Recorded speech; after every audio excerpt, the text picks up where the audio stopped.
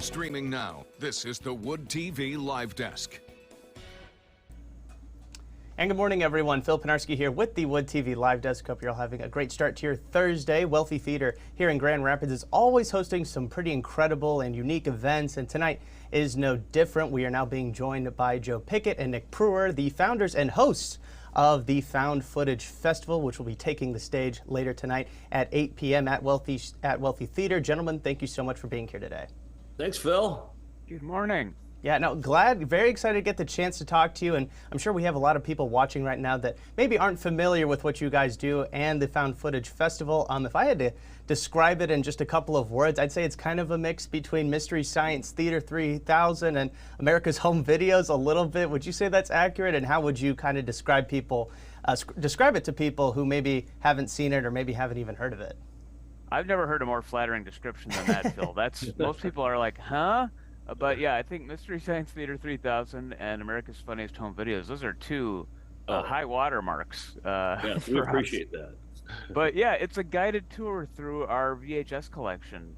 Joe and I have been friends since we were 10, and for about as long, hanging out at Goodwills and Salvation Armies looking for old VHS tapes and other things to amuse ourselves. So we pick out the best parts, the parts that make us laugh, and then provide a running commentary of jokes and observations and track down people from the videos.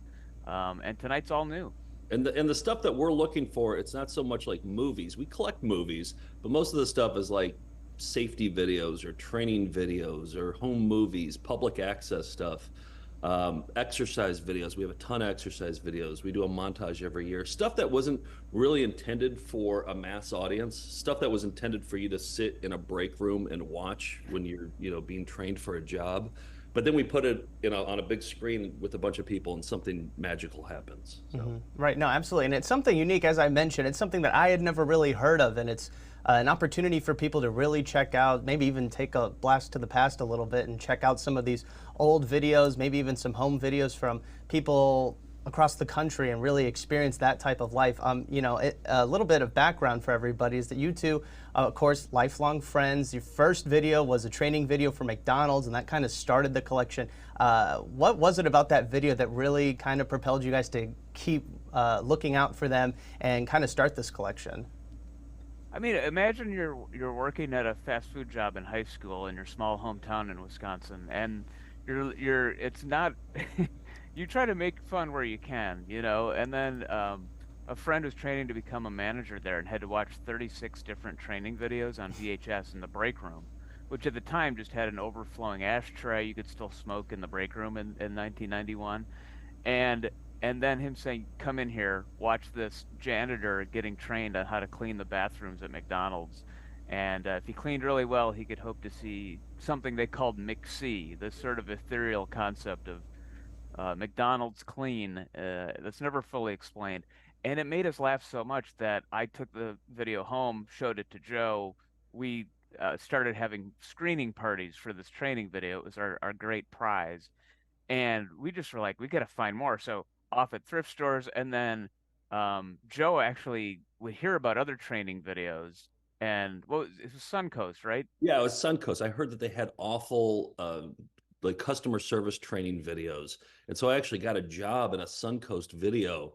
This is probably like 1999, to try and steal these or borrow these awful training videos. And so I actually got hired, worked a 4-hour shift, and I grabbed a stack of VHS tapes that were intended to train me, and I took them home and I duped them. I came back the next day and I was like, hey, I can't work here anymore, but here are the training videos, and I gave them back. So I mean, those are great lengths that we have to go to get VHS tapes. That's how we used to do it. Now people bring us videos, and this is an exclusive here for you, Phil. This is last night we were in Chicago, and a dude came up to us and said, I found 2 McDonald's training videos, one from 1989 and the other from 1995. This one is just about hamburger patties. I cannot wait. Oh, this one's actually about, they're both about beef patties. I just realized that. Yeah, this one's the hamburger patty, and then they had to update the video. A lot of new information came out. Yeah, hamburger patty technology had changed so much in those 6 years So that. can you put up a graphic that's like world exclusive, Yeah, right. for this?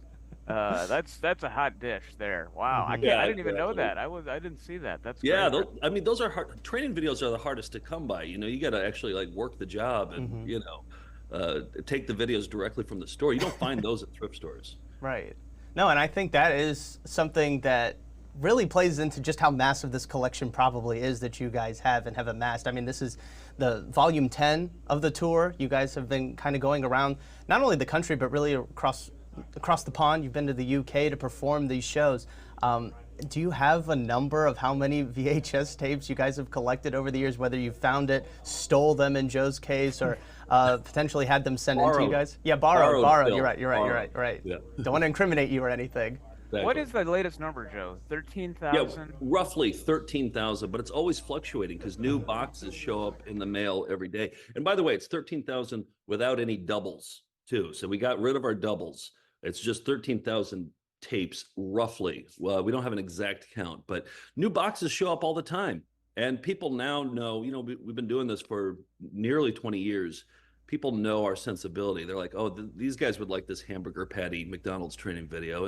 And so we get good stuff now. It's Yeah, just about every week we'll get a box in the mail sometimes it's labeled video, sometimes it's labeled buffet danglers, and you just open it and it's like Christmas morning. You don't know what's going to be in there.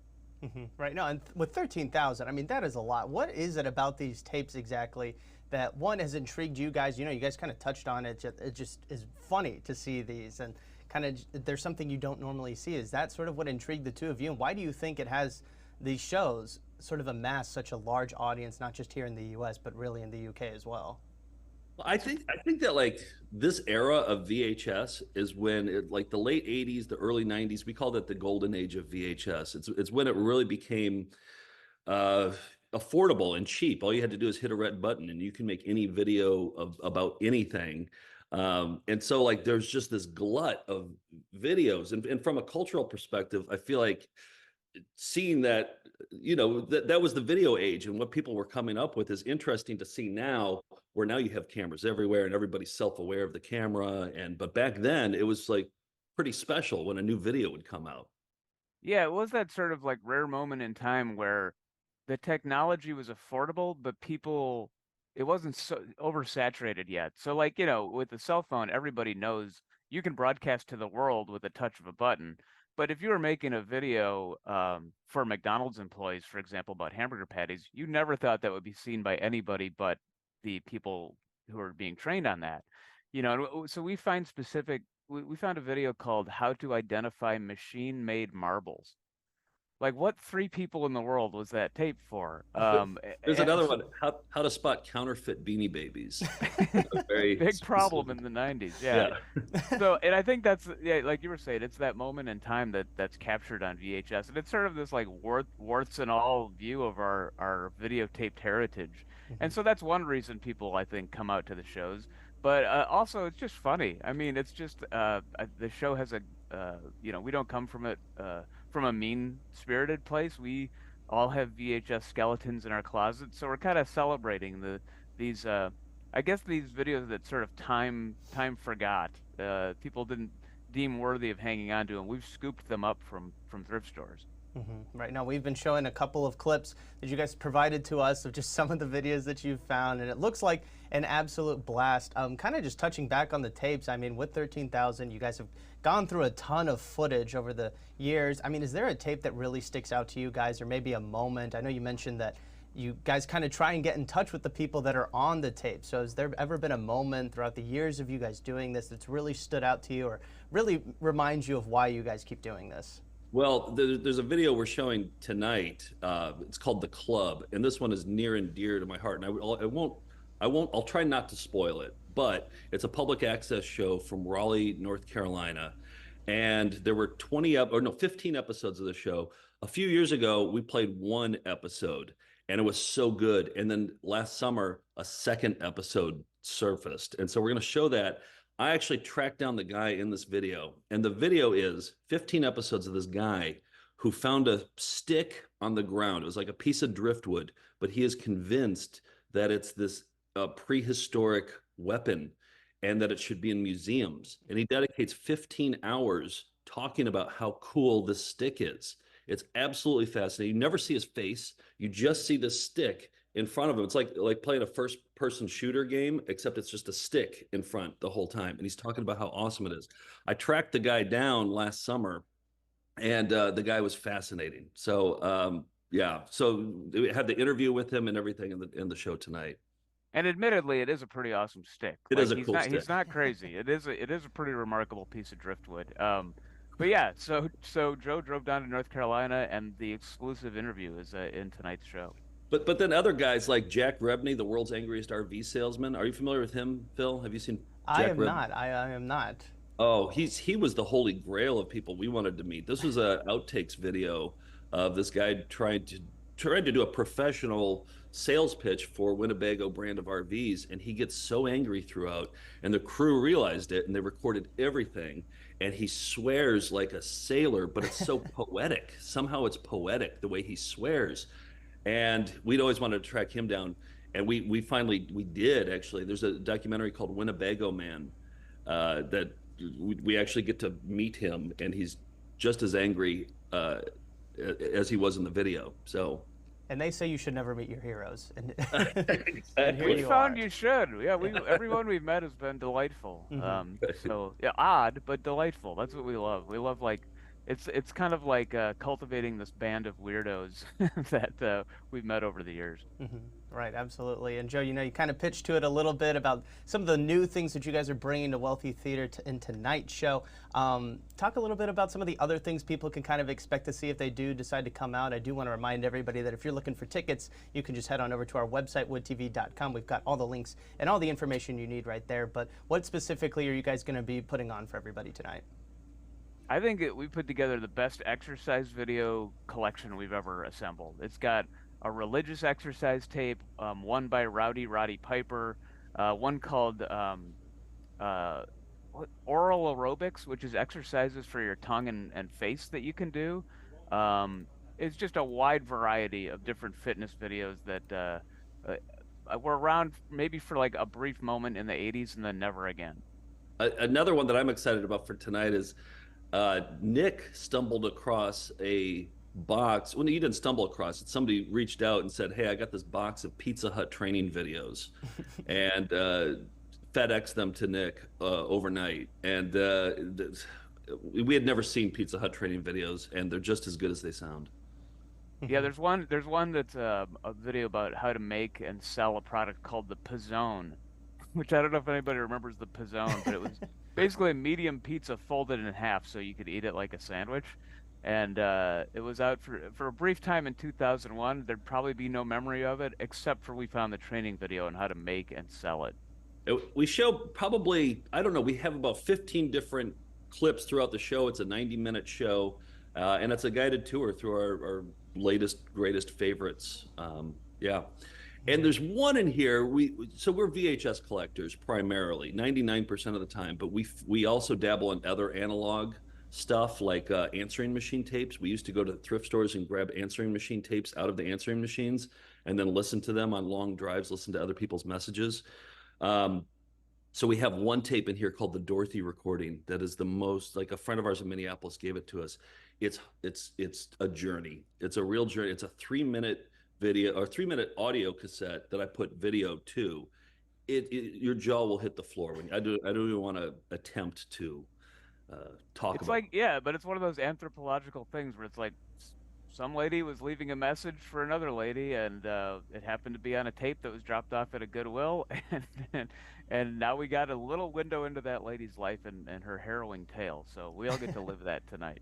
Yeah, well, we're very excited for it. Gentlemen, you guys have done a fantastic job kind of just explaining the ins and outs of the history of the Found Footage Festival, but now we're going to turn the floor over to you one last time for those who, for some reason, aren't bought into how exciting this event is going to be. To let the people know, why should they come on out to Wealthy Theater tonight and check out the Found Footage Festival? I think in addition to seeing videos you can't see anywhere else, including on the internet, with a big group of other like-minded weirdos, we have the weirdest merch table in all of show business. If you come to the show and you're shopping for last-minute holiday gifts, we have wallets, frisbees, DVDs, new VHS Let, tapes. let me show this VHS tape. This is one that Nick found in his garbage can in his apartment complex in Queens, New York. This is a copy of what he found. He found a tape called Bunion Surgery, and both bunion and surgery are misspelled. And we made copies of this tape. It's a 3-hour tape, and there was never any bunion surgery on it. And we're like, why? What is this tape? It's like cartoons from the 90s. And then we watched the whole tape. And at the very end, well, I won't spoil this for you, but maybe there's bunion surgery at the end. But anyway, we're selling this at shows. This is a copy of it. Nick took every copy and hand dipped it into the garbage can that he originally found it in. So that's why we put it in plastics. Bill, we have very little else going on in our lives, so we do things like that. Hey, I think bunion surgery would be a great stocking stuffer for the VHS lover in your life. Plus, stickers, posters, buffet danglers, we've got it all. Yeah, no, there's definitely something for everybody. Well, Joe and Nick, Yeah. thank you both so much for stopping by today. We're very excited to check out the Found Footage Festival. Again, that is happening at Wealthy Theater tonight at 8 p.m. Tickets are still on sale. If you are interested in checking it out, highly encourage you to do so. You can find everything you need to know right now over on our website, woodtv.com. Joe and Nick, one last time, thank you so much for stopping by today. We really do appreciate it. Thanks, Phil. Phil. See you at the Wealthy. Bye. Yes, absolutely. Have a good one. And we want to thank everybody else for tuning into this latest edition of the Wood TV Live Desk. I'm Phil Pinarski, and we hope you have a great rest of your day.